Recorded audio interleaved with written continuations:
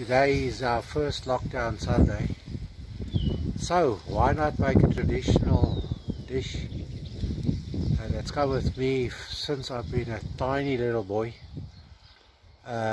since I've been about maybe 10 years old, and it's a baked macaroni dish, but we're going to use slightly different ingredients, and the reasons will become apparent.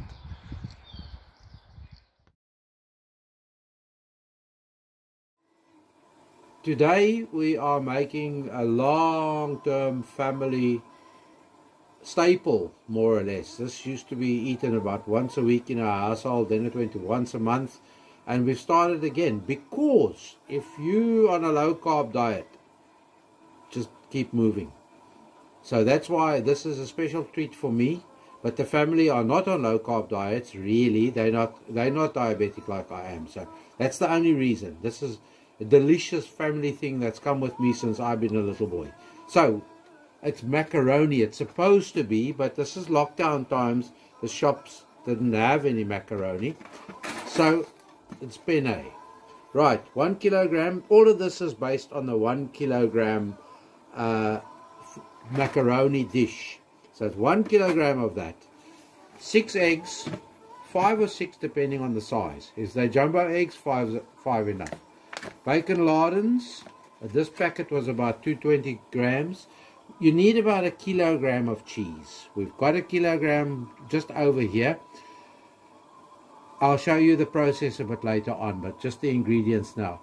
Tomato, chopped tomatoes. Make sure they chop tomatoes. Okay, chopped tomatoes.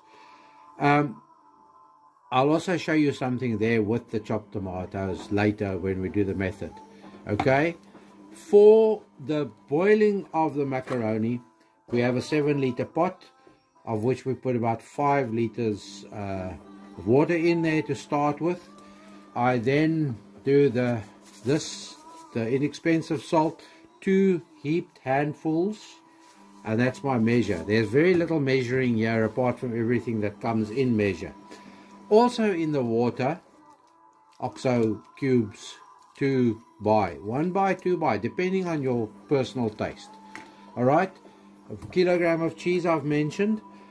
Then this is the mixing bowl. I grate most of the cheese. I grate at least 600 to 700 grams worth of cheese in here for the mixing process. The cheese, the eggs, the bacon and the tomato go in there, and then when I do that, then I add black pepper, garlic granules, mixed herbs, and these 3 are optional, but it has to have paprika, so paprika is not optional. Bit of coriander, and I throw in 2 or 3 or 4 or 5 whole cloves, and that's to taste.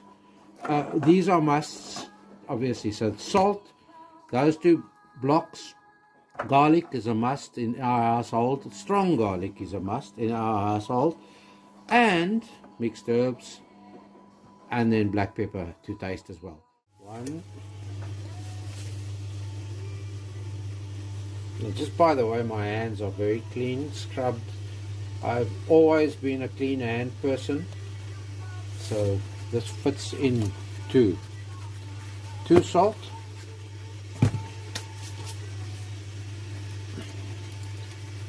the blocks, try and crush the blocks a little bit, don't just throw them in a hole because they tend to then not dissolve properly.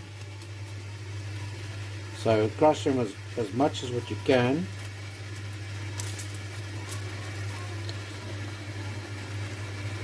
And as per normal, that you're going to bring this up to boiling, so if there's any potential of a bug floating in the air, the boiling water should eradicate that. Right, lid on. Alright, so this is where you keep your fingers well away from the grater's edge. Now, okay, so this is white cheddar. Once again, this is lockdown special cheese. So use cheddar. You can use mixed cheddar, white cheddar, red cheddar, strong cheddar. You don't want it too strong. You don't want the cheese overpowering the macaroni or the rest of the tastes. Okay, so that's 350 block gone, 350 gram that is. Don't ask me in pounds, but basically 2.2 pounds is 1 kilogram. So for you American folk, 2.2, 1 kilogram. So if you halve all of what I'm doing here, then it's 1 pound cheese roughly. It's 1 pound macaroni. I've used 1 kilo, so it roughly it goes down the middle.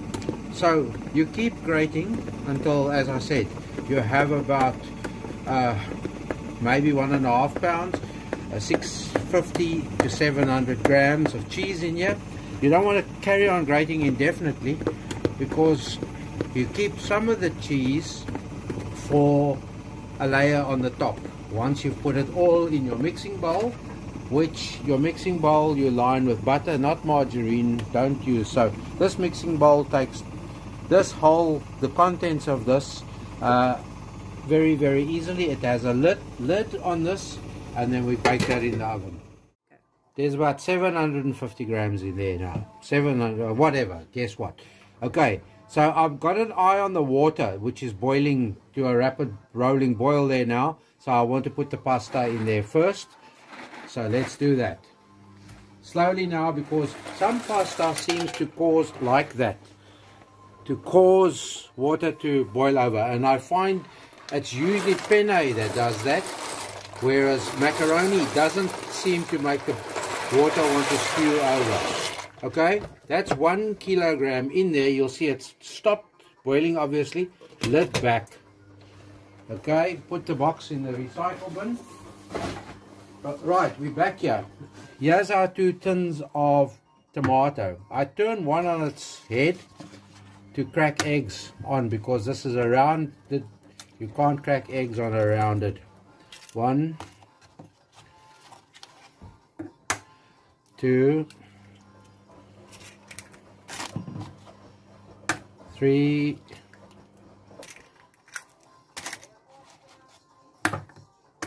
4, and every time I do this I ask the same question: why are eggs so sticky? 5. These are smallish eggs, so it'll be 6 eggs. 6 eggs. 6. And right, now I wash my hands again. Okay. Right, so not long after putting in your pasta, if you do not stir it, it's going to stick to the bottom and burn. So you give it a good stir, lid back on, and wait for it to come back to the boil. Then you can change the settings on your stove, and you can align your pot lid a little bit. But for now, you just keep an eye on there. That's why you must be close. You must be close so that you can see what you're doing. Right, so I usually only put 1 tin in for starters. Otherwise, to judge how red your mix is. Okay, so there's the first tin. Now, just put it there because I rinse them out. Okay, now you can start the mix. You have to start the mix, otherwise it gets claggy and lumps together. Now, you ideally want to retain a bit of the cheese on the top so that you don't over spice when you do the spices. So I'm going to stop there, and we can start mixing later. Right, first thing first, pepper. And once again, I'm going to say this is to taste. So, okay, next up, mixed herbs. Now this is, if you can find the Italian ones, you use them too. Garlic, always garlic. And if you want to chop fine, at least your own fresh garlic into that, bit of, not a lot, bit of coriander, and then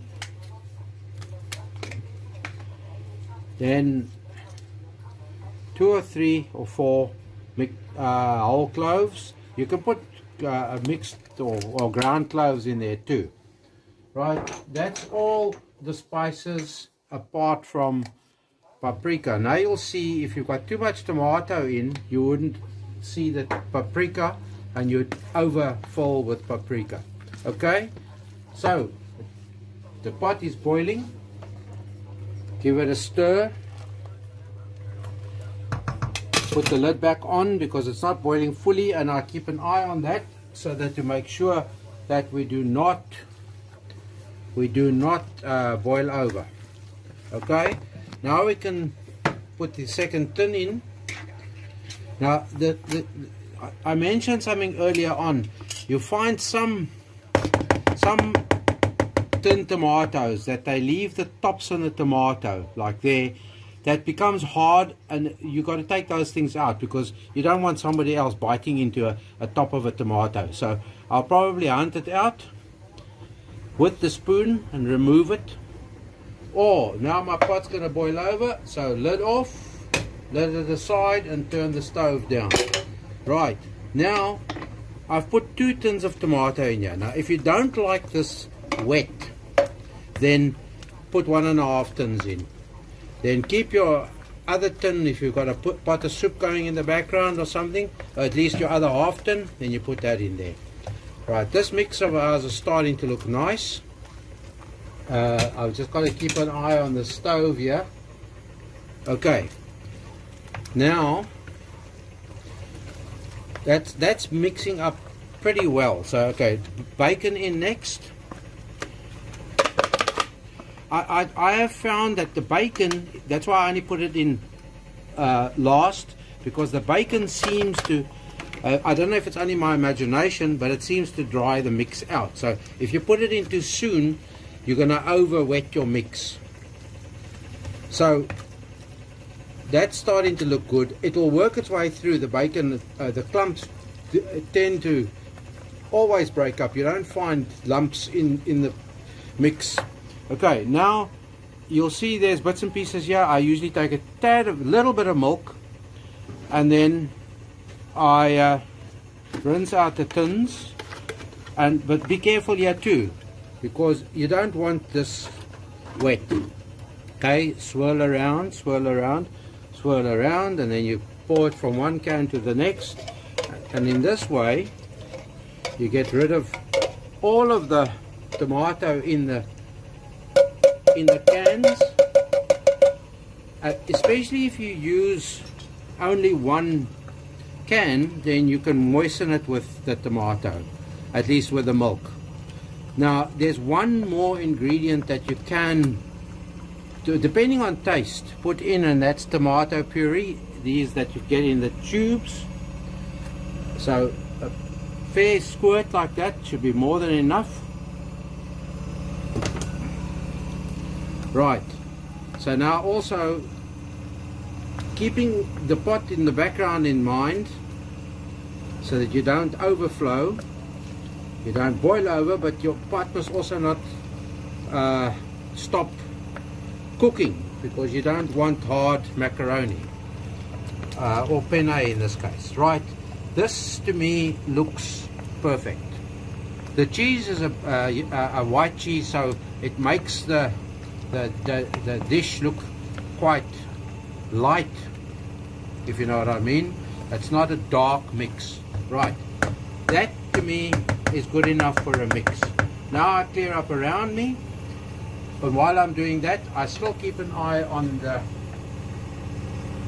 the pot, and what I usually do is I test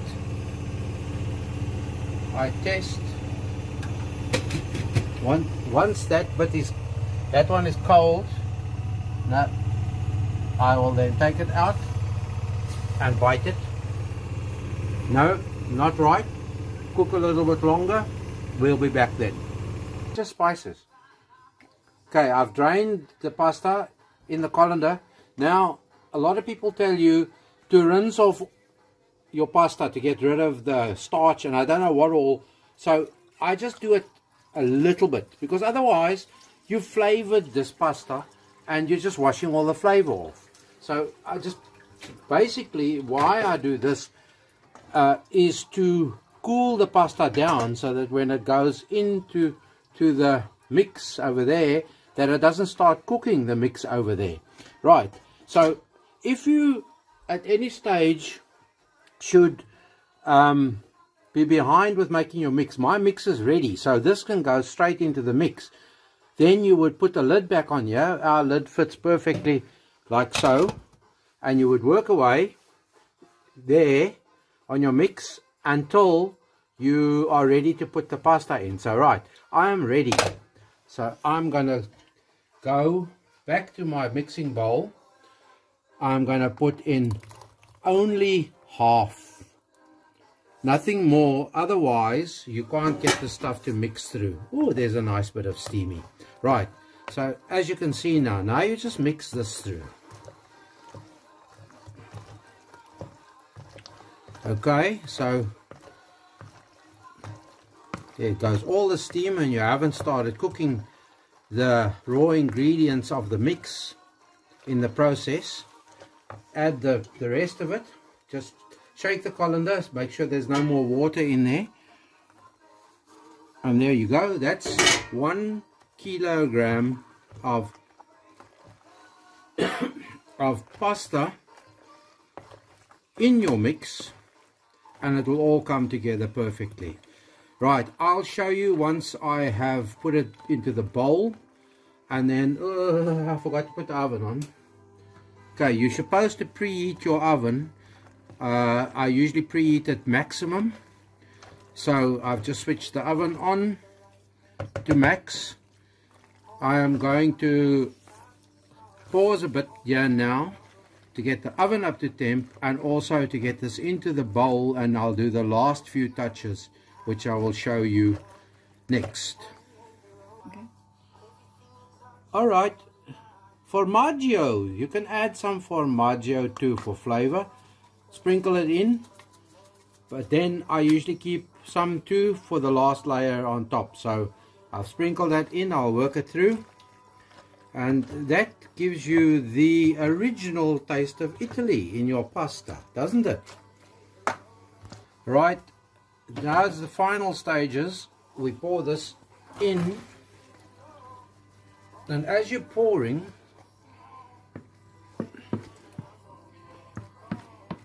then you make sure you get all the goodness out of the bowl, and you leave nothing behind. Tight times, you can't leave any of your good food behind. Oh well, otherwise you're going to wash it down there. Now, if you were a proper Italian, you could have a bottle of red going in the background, but it's locked down, so I've had to make do with water, because I can't show you I got a beer going, because that'll be advertising.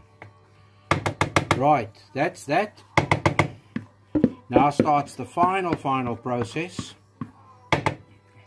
where we grate the last of the cheese.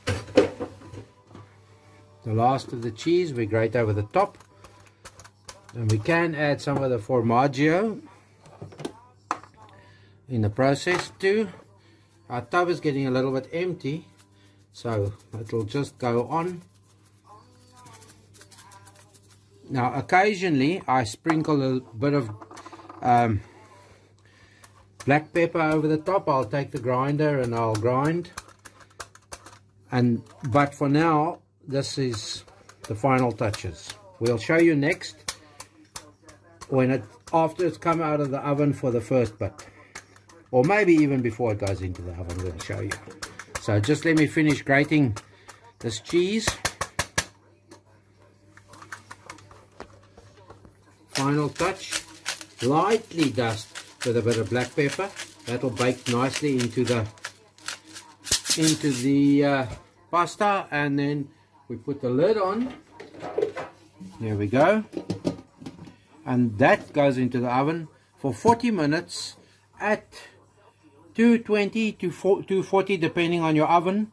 That's Celsius. I don't know what that is in Fahrenheit. I've never been able to fathom Fahrenheit. So that's going into the oven in a minute or two, and then 40 minutes later it'll come off and the lid will come out of the oven and it'll bake. So right, see you in 40 minutes out the oven, because I need to get the lid off, and to try and get the lid off in the oven is not an easy task. So here we go. 1, 2, 3. Be ready for the steaming.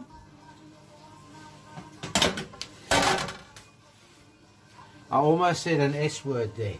Right, as you can see, this is starting to look super good. So this is going back into the oven now for at least 20 minutes. And then you judge it by color and by brownness and by crispiness and by the likes before you take it out for a munch. Okay, into the oven it goes. Right, that's coming out of there now. Now this is where you've got to be so careful that you don't burn yourself. Onto a wooden board. And this is a tradition the family don't know about. I have to pick, but that's hard to remember. So I put it in the cold lid now. Now this has got to stand and wait for a bit.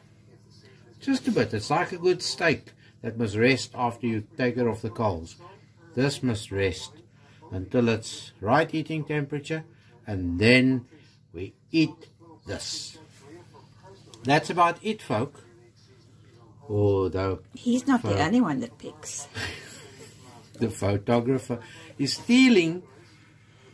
And another finger snuck in there to steal more. Okay, this typically would be a macaroni dish. Penne works. You can use other pastas too, but I wouldn't advise it. Thank you for watching. Do like, do subscribe, and do join the channel. We're going to have more lockdown specials like this in the making soon. Be good, stay well, stay safe. If you make this, let us know if you do make it, or when you make it, and let us know what you think of it. And if you want to add any improvements, this could have a bit of mushrooms or shallots or that added, but or you don't have to. Anyway, thank you. Do like, do join, do subscribe, do all the nice things, do share. Why not? This is a good dish, but remember, if you're a diabetic, stay away. This is Vossie for Saffer Radio. Thank you. Bye bye bye. The